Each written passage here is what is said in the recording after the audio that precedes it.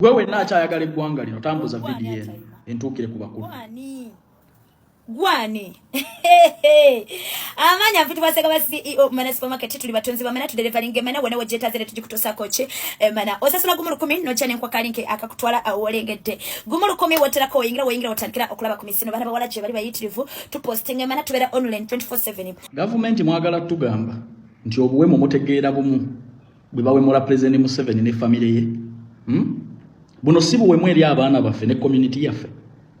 bino UCC tebivola community era ono waddembe okwolesa ebitundu bye ebyekyama n'okuwemula abantu ye waddembe wabula avumye first family oyo drone jeva temumanya nayo agamanyi go mugayina saagatereza community wabula agatereza ekifaananyi ky'abantu abamu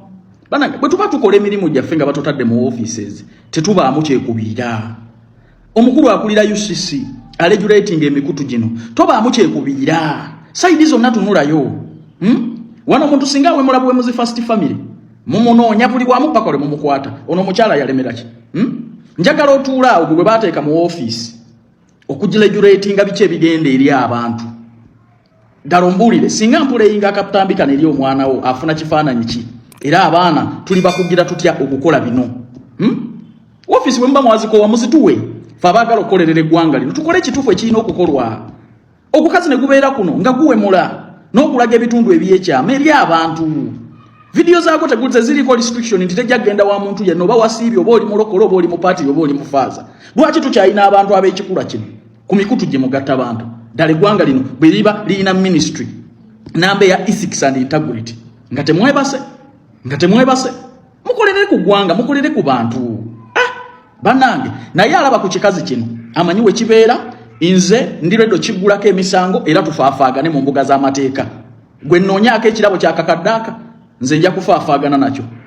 wamayagala okugenda ebweru my sister my brother ewaffe oteekamu akasenteko nga visa ekuli mu ngalo twetaaga abawala n'abalenzi ogenda okukola nga baweita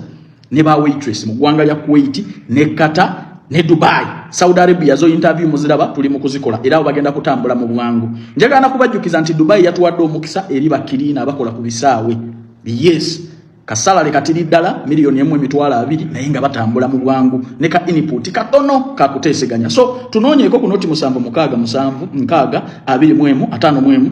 oba noti 7 wabadde wabalina complaint Calvin bwe tukube essimu bantu balabe bakwata abo bantu bange naye bona atuuka ku office ogenda kuba ondaba tufunemu n'omukisa okunyumyamu muntambulize video eno ituuke mu baabi okwerinda.